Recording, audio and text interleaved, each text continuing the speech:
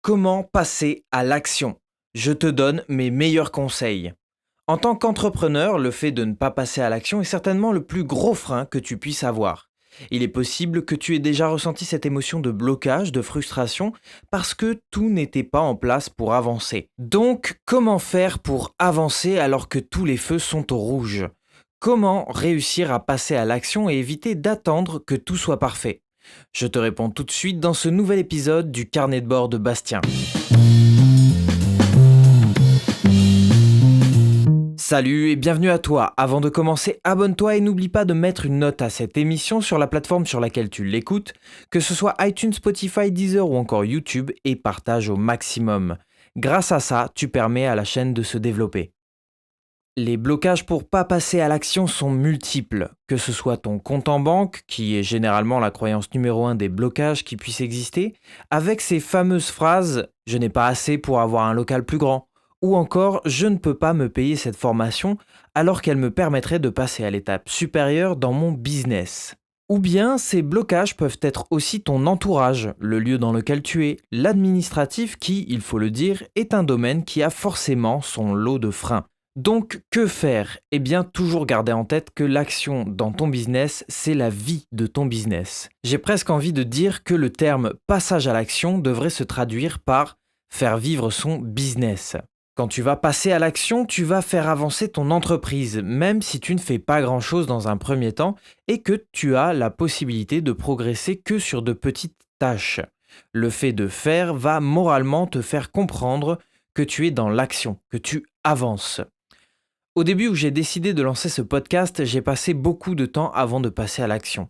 Je voulais le bon micro, la bonne carte son, le bon endroit pour enregistrer, que tout soit parfait. Du coup, je n'ai fait que repousser le moment où il allait réellement prendre vie, se modeler à mon image et à ma voix. Et puis je me suis dit, go, c'est maintenant, j'ai perdu assez de temps comme ça, maintenant on passe à l'action. Et malgré le fait que je n'avais pas tout ce qu'il fallait pour réellement commencer, notamment pour enregistrer, soit la chose la plus importante dans le podcast, eh bien j'ai pris la décision d'avancer sur de petites tâches comme l'écriture de mes premiers épisodes ou l'inscription à un hébergeur d'émissions.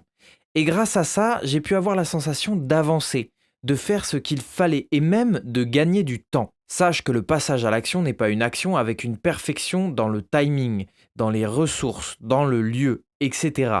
Le passage à l'action, c'est le fait de faire avancer coûte que coûte ton projet. Avec les conseils que je vais te donner pour pouvoir avancer dans ton business, tu vas réussir à progresser même quand tu te sens bloqué. Tout d'abord, tu dois savoir que la vie nous laisse très rarement des autoroutes pour progresser. Généralement, c'est plus une épaisse jungle où il faut apprendre à donner des coups de machette pour progresser. Mais l'avantage, c'est que une fois que tu as commencé, tu prends l'habitude et ça va de mieux en mieux et de plus en plus vite. Maintenant que tu sais ça, mon premier conseil est de ne jamais attendre que tous les feux soient au vert. Si tu attends le bon moment, le bon endroit, les bonnes personnes, le bon compte en banque, je te dis à bientôt, mais pas parmi les entrepreneurs. Il faut savoir avancer même quand tu as un obstacle devant toi. Ou tu le contournes, ou tu passes à travers, mais il faut continuer d'avancer. Le deuxième conseil est évident, j'en parle dans plusieurs de mes podcasts précédents, et d'ailleurs si tu découvres mon émission, je t'invite à la découvrir en totalité pour avoir mes meilleurs conseils. Tu te dois de sortir de ta zone de confort, c'est une clé indispensable à la réussite. Fais de l'inconfort ton confort. À partir du moment où tu sais ça, tu vas pouvoir avancer, aller chercher ce que tu veux sans gêne, sans dire je n'ose pas, etc. J'aime bien cette phrase qui est souvent utilisée par les magiciens. Fais-le jusqu'à ce que tu y arrives. En gros, fais semblant jusqu'à ce que ce soit naturel. Et à partir de ce moment-là, tu vas pouvoir sortir de ta zone de confort. Au début en faisant semblant, et par la suite, tu vas te rendre compte que ce n'est pas si compliqué que ça. L'objectif étant toujours le passage à l'action. C'est ce que je faisais dans le marketing de réseau.